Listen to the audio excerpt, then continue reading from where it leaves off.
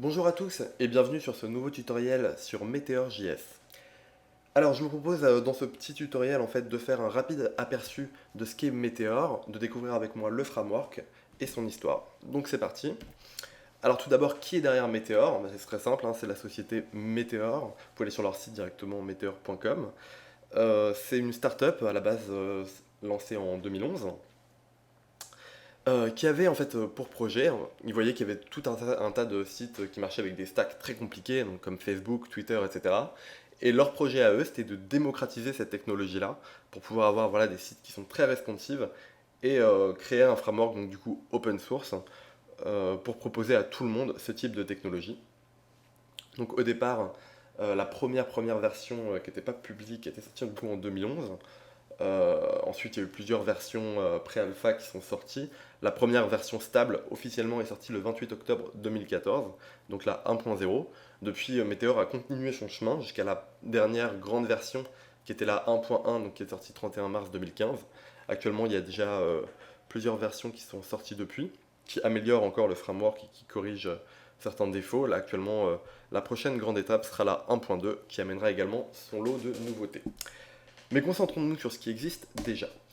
Alors Meteor, c'est quoi? C'est un framework JavaScript, donc basé sur Node.js. Il est vraiment fait pour les SPA, donc Single Page Application. C'est fait donc, pour toutes ces apps du style Gmail, Twitter, Facebook, c'est-à-dire des applications web qui vont donner ce feeling un petit peu d'application de desktop, qui sont très très réactives et qui permettent un haut niveau d'interaction pour l'utilisateur. Donc Meteor, c'est vraiment fait pour ce genre d'utilisation et ce genre de site. Et sa particularité, du coup, c'est qu'il est basé sur une API isomorphique. Alors, qu'est-ce que ça veut dire donc, dans le langage de Meteor? On va découvrir ça tout de suite. Alors, voici comment marche une stack habituelle. Vous savez, vous avez le client, le serveur et la database. Actuellement, vous avez un langage généralement qui est côté client. Vous allez coder soit HTML, CSS, également mettre du JavaScript, par exemple si vous utilisez jQuery ou des éléments comme ça, ou même des frameworks plus complexes, comme les frameworks réactifs qui existent maintenant, tels qu'Angular ou React. Après, vous avez votre technologie côté serveur, donc qui peut être basée en Python, en C, en PHP aussi simplement que ça, si vous êtes sur du PHP Vanilla, ou en Node.js. Et vous avez votre couche de database, où là vous avez également votre langage, alors que ce soit du SQL ou du XML pour le stocker, ou directement en JSON. Le projet de Meteor, c'est d'avoir vu ça à chaque fois avec ces différents layers de communication, et de se dire, nous, ce qu'on va faire, c'est qu'on va prendre une slice entière de cette technologie-là, et faire une seule API. C'est ce qu'ils ont fait en réalité, donc du coup avec une API qui peut s'exécuter côté client comme côté serveur. Et donc l'intérêt, c'est que vous écrivez le code qu'une fois. Donc en JavaScript, par exemple, quand vous déclarez directement un nouveau modèle, et vous allez pouvoir le déclarer comme dans une base commune, qui va être à la fois exécuté côté serveur et côté client. Donc ça, c'est la grosse avancée de Meteor. Donc on va découvrir un peu plus en avant comment ça se passe. Alors ce qui fait le framework, donc la latency compensation, c'est quelque chose qui est utilisé, il me semble, chez React aussi. C'est ce qui va permettre d'éditer directement la database sur le client, c'est-à-dire avant même d'envoyer une requête sur le serveur, vous allez voir qu'en fait la data est déjà updatée côté client. Le hot deploy, ce qui est maintenant utilisé dans la plupart des frameworks, qui permet de faire un deploy directement live et ne pas gêner vos users, c'est-à-dire que dès qu'ils vont relancer l'application, ils vont simplement voir vos derniers ajouts. Et un package system qui est de type ISO package, donc c'est très simple, c'est assez similaire à Laravel si vous l'utilisez par exemple pour le framework PHP. C'est en fait des packages qui contiennent à la fois des éléments de vue, des éléments de serveur et des éléments database qui vous permettent en fait vraiment d'unifier et de centraliser toute votre logique et par exemple de pouvoir avoir une logique vraiment de modules séparés. Une autre particularité qu'on ne va pas tellement aborder aujourd'hui, c'est le deploy qui se fait soit sur un browser naturellement, donc c'est-à-dire sur un serveur qui va faire tourner du Node.js et donc votre application Meteor, mais également possibilité de builder directement des apps mobiles, que ce soit iOS ou Android. Voilà, c'est une des particularités de Meteor, on y reviendra peut-être dans un autre tutoriel. Alors, la magie Meteor, on parle souvent de ça parce qu'il y a beaucoup de choses qui sont présentées de façon très simple. Parce que c'est vrai que Meteor, vous allez le voir rapidement, c'est un framework qui est très simple à prendre en main, mais il y a beaucoup de choses en fait qui sont assez mystérieuses pour les nouveaux utilisateurs, ce qu'on appelle le côté un petit peu magique. Alors, qu'est-ce qui se cache derrière? Tout d'abord, c'est Blaze. Blaze qui est en fait la technologie qui permet de faire un DOM réactif. Voilà, donc c'est le même type qu'Angular, si vous connaissez et que vous avez utilisé. Ça vous permet voilà, d'updater en temps réel le DOM. Minimongo qui est en fait du coup une base MongoDB. Il faut savoir que Meteor fonctionne actuellement uniquement avec MongoDB. Une version, le support d'SQL est prévu là justement pour la 1.2. Actuellement, on supporte uniquement le NoSQL avec MongoDB. Et Minimongo, en fait, c'est simplement une réplique de votre database qui va être mise côté client.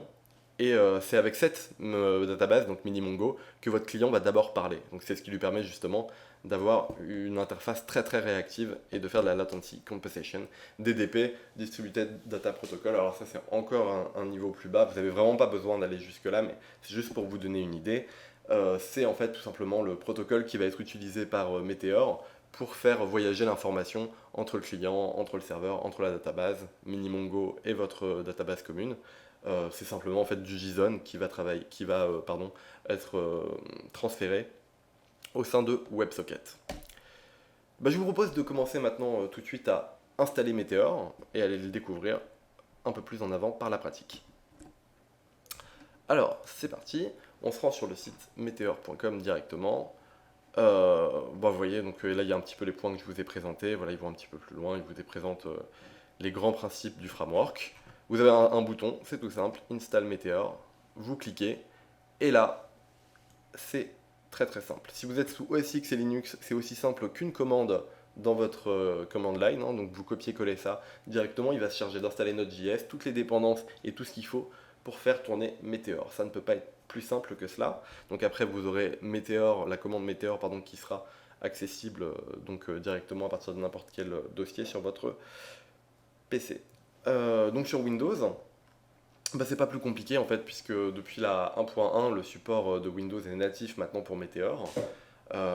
Si vous êtes sur Windows comme moi ici, vous avez simplement à télécharger l'installeur, vous cliquez, c'est un installeur tout simple, vous cliquez Next, Next, Next jusqu'à la fin, et il va s'occuper pareil d'installer toutes les dépendances et de vous mettre Meteor disponible à la racine. Une fois que c'est fait, c'est très simple, on se retrouve ici, donc moi je vais le créer directement sur le desktop. Vous pouvez directement créer un projet. Alors, créer un projet dans Meteor, c'est très simple. Vous appelez Meteor, qui est votre commande de base. Vous faites un create. Et là, vous allez directement pouvoir mettre le nom de votre projet. Ici, ça va être tuto. Je le lance. Et là, Meteor commence à directement créer toutes mes dépendances nécessaires à mon projet et mon architecture.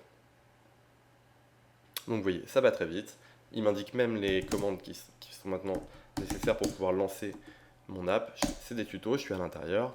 Alors je ne vais pas le lancer tout de suite, on va aller voir simplement ce qu'il y a dans ce dossier d'abord. Tac tac. Hop. Donc voilà, donc on voit qu'en fait Meteor m'a créé donc mon dossier tuto à la base et à la racine. Je vais avoir directement un autre dossier qui s'appelle .meteor. Alors en réalité à l'intérieur vous allez avoir tout ce qui concerne le framework, etc. On ne va pas en avoir besoin au début. On ira sûrement le voir dans un prochain tutoriel parce que ça va être utile pour des fonctions plus avancées. Au début, on va simplement se concentrer sur ces trois fichiers qui sont créés, qui portent le nom de notre projet. Donc on a tuto.css, qui est notre fichier de CSS pour les styles de base. Vous voyez qu'il n'y a actuellement rien. Il y a juste une ligne commentée pour nous indiquer d'ajouter nos propres déclarations. Un tuto.html et un tuto.js. Alors, lançons Meteor comme ils nous l'ont indiqué. Je lance Meteor. Vous voyez qu'il s'occupe tout seul de starter le proxy. En fait, MongoDB directement, donc qui est la database comme je vous avais parlé, il s'occupe lui-même de créer une instance par défaut de la database et il va s'occuper de lancer le serveur directement. Voilà, tout ce qu'on a à faire, c'est de lancer ensuite l'application. Donc je vais faire ce qu'il me dit. Je vais aller sur localhost. Je vais mettre 3000 en port. Et vous voyez, j'ai directement une application Meteor. Alors qu'est-ce qui se passe? C'est l'application de base. Vous avez un bouton Click Me. Et chaque fois que vous cliquez, simplement, ça incrémente le compteur. Je vois que si je reload la page, le compteur repart à 0, etc. Je peux le réincrémenter.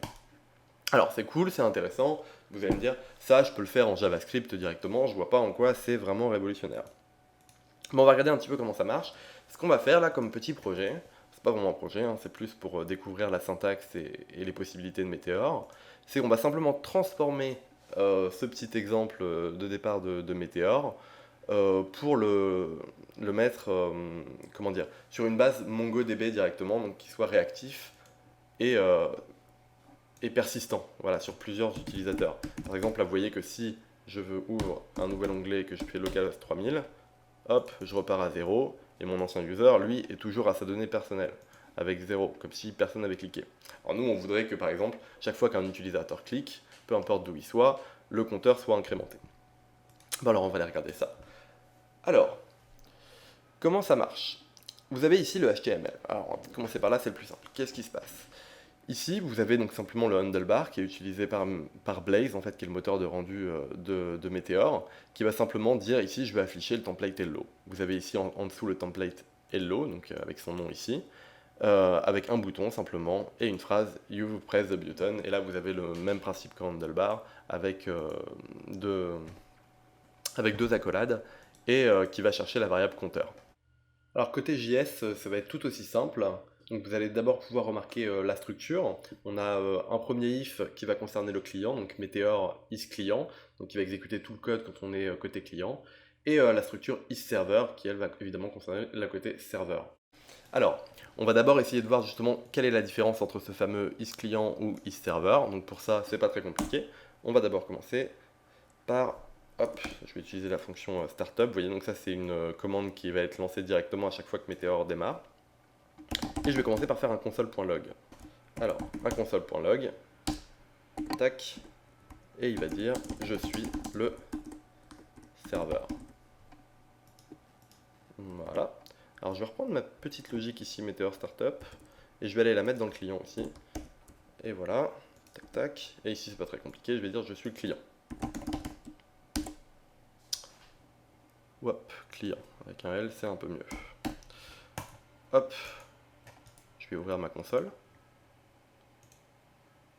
Check. Alors vous voyez que directement, en fait, à partir du moment où j'enregistre déjà mon fichier, par exemple ici, je suis le client, tac tac, je vais rajouter un élément, tac tac. Hop, donc là je l'enregistre, je fais CTRL S, hop, il va tout de suite venir éditer ma page et la rafraîchir. Donc ça c'est fait automatiquement, c'est géré par Meteor et c'est encore un souci de moins. Si vous aviez à faire ça par exemple sur votre propre stack, ce serait quelque chose à développer ensuite. Meteor le gère pour vous. Donc là vous voyez que c'est très simple, il a rechargé la page, il a actualisé mon code et il a loadé donc ma console log, je suis le client. Donc là ici c'est ma console, on voit que je n'ai que le console log client, je n'ai pas de console log serveur évidemment. Par contre si je veux voir là dans ma console ici, il m'a bien loadé la phrase je suis le serveur, puisqu'ici j'ai accès directement au debug et aux fonctions de mon serveur. Donc là c'est mes deux instances de Meteor.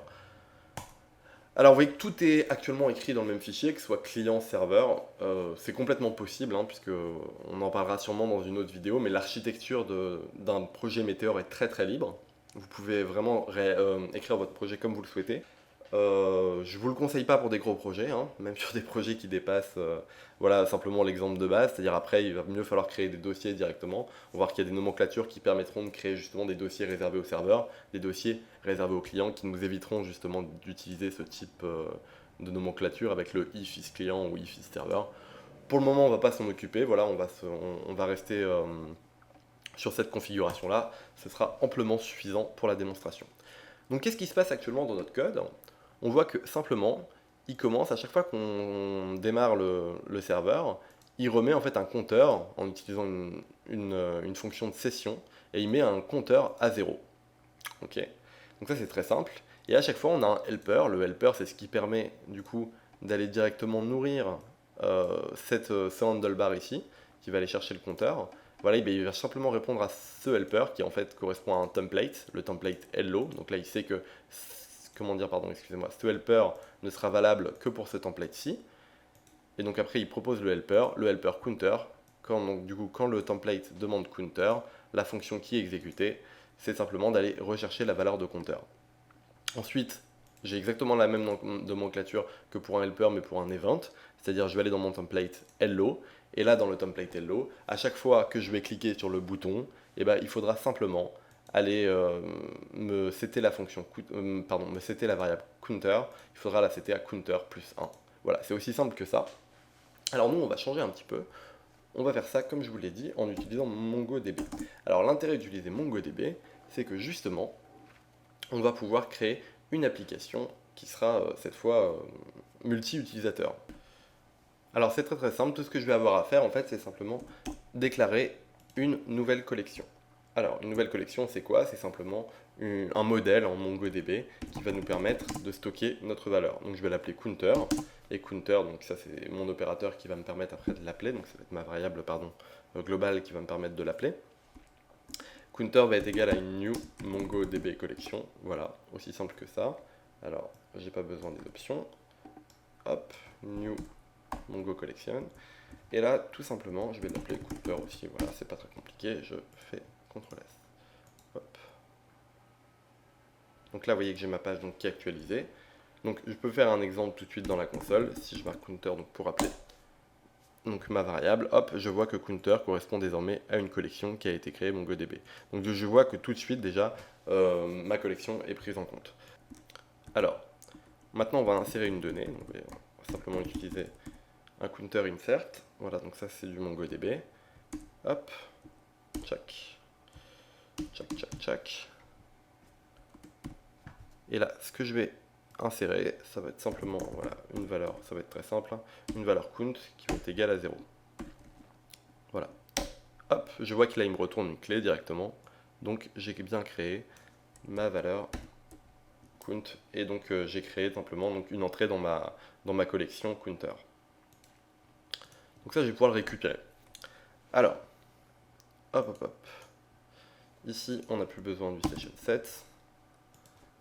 Hop, on n'aura plus besoin du return non plus. Tac, tac. Alors, ici, je vais simplement faire un counter update. Voilà, donc c'est pareil. Check, check, j'ai pas besoin de la callback ici. Mon selector, ça va être mon ID, qui va être égal à ceci. Hop. Et mon modifieur, ici, on va simplement venir incrémenter en réalité notre variable counter. Alors ça c'est une commande un petit peu particulière en MongoDB. Il faut d'abord mettre un préfixe à notre modifieur qui va être $inc pour incrémental. Et vous voyez que je vais directement après pouvoir remettre une accolade et aller appeler ma valeur à modifier. Donc ici c'est ma valeur count. Voilà. Et ici je vais mettre simplement l'entier qui va être utilisé pour incrémenter. Donc ici on va incrémenter simplement de 1. Donc maintenant, vous voyez mon code, chaque fois que j'appellerai le button click, simplement, j'irai updater ma valeur de count dans la collection counter de 1. Ici, je vais aller modifier mon helper. Mon helper, c'est quoi? Donc c'est récupérer la fonction. Donc ici, je vais simplement créer une autre variable, myCounter. MyCounter, ça va être égal à quoi? Ça va être égal à counter.find, parce qu'ici, je dois aller chercher du coup hop, mon modèle. Je n'ai pas besoin de le faire en multiligne. Donc find one, tout simplement, on va faire pareil, tout simplement, je vais aller le chercher par son ID, c'est le plus simple. Donc là, je sais que maintenant, myCounter est égal à ça. Alors je peux le faire directement dans la console si vous voulez voir à quoi ça ressemble. Pas très compliqué. Hop. Vous voyez que ici, si je fais ça directement, hop, j'ai accès à un objet qui va être qui va ressortir où j'aurai un ID, en effet, donc qui est celui que j'ai entré, et le compteur du coup qui est égal à 0 actuellement. Donc là j'ai également le compteur et simplement je vais retourner une information. Donc évidemment qu'il faut que je retourne à mon helper dans le HTML. Je vais simplement lui retourner myCounter.count. Aussi simple que ça. Hop, Shift R un peu. Hop, donc vous voyez qu'ici j'ai une erreur, donc je vais aller voir dans le code. $inc, ah oui, en effet. Hop, autant pour moi, j'ai oublié les 2 points qui permettent du coup de spécifier que c'est un opérateur à appliquer. Donc là, normalement, si je fais actualiser, voilà. Donc ça marche. Tac à tac. Donc là, qu'est-ce qui se passe maintenant? C'est très simple. Alors, je vais vous mettre 2 fenêtres pour que vous puissiez vous apercevoir de ce qui se passe. Tac tac, localhost 3000. Hop. Donc là, vous voyez, j'ai mes deux instances en fait qui sont directement développées ici. Et vous voyez que quand je clique ici, l'information est dupliquée à droite et à gauche à chaque fois. Donc mes deux clients communiquent ensemble directement sur la même database. Alors en réalité c'est plus compliqué que ça. Si vous avez vu la stack que je vous ai expliqué initialement, ce qui se passe en réalité c'est que directement quand vous cliquez sur le bouton vous allez updater votre base mini-mongo qui elle-même après va se charger en utilisant le DTP d'aller mettre à jour la base globale et qui va répercuter l'information sur tous les clients qui sont actuellement connectés à la database. Mais l'avantage de Meteor, c'est justement que vous n'avez pas à vous soucier de toute cette partie de la stack, ça se fait automatiquement pour vous. Tout ce que vous avez à faire, c'est dire moi je veux de la data ici, je veux l'updater à cet endroit, et la data s'update. Alors vous voyez qu'ici j'ai une petite exception qui a été raisée dans ma console. En fait, il dit simplement qu'il ne peut pas lire la propriété count. C'est pas très compliqué, c'est parce que sur la méthode un peu rapide que j'ai fait ici, j'ai pas vérifié simplement que ma valeur était récupérée. On peut corriger ça rapidement, ce qui vous permet de voir comment ça marche. Donc là simplement je vais mettre une condition. En gros, si ma variable myCounter existe, dans ce cas là je la retourne. Voilà. Tac tac, pardon. Et sinon, sinon je vais simplement loader quelque chose de temporaire, donc je vais retourner simplement 1, 2, 3, mettons quelque chose comme ça. Hop. Et là vous allez voir que hop, tout de suite au démarrage normalement, hop, vous voyez, ça passe très très rapidement. Et au tout début, on a 3 petits points qui sont loadés, le temps en fait qu'il aille chercher la data. Et dès qu'il a la data, hop, le DOM se met directement à jour. Et vous avez votre vraie valeur qui est actuellement entrée dans la database. Voilà, donc c'est tout pour ce petit tour rapide de Meteor. Dans un prochain tutoriel, j'espère aller plus loin avec vous en construisant une première petite application qui vous permettra de voir voilà, ce que peut donner Meteor sur un véritable projet. On parlera par exemple notamment de l'architecture d'un projet, de comment pouvoir faire les choses plus complexes, et on commencera également à parler de sécurité. Parce que vous vous rendez bien compte qu'actuellement, sur une application telle que celle-ci, on est vraiment loin d'avoir quelque chose de sécurisé, puisque je peux directement, par exemple, exécuter des commandes sur la database depuis le client. Mais ce sera pour un autre tutoriel, j'espère déjà que celui-ci vous a plu et vous aura permis d'aiguiser votre curiosité envers Meteor. Je vous dis à très bientôt pour un autre tutoriel.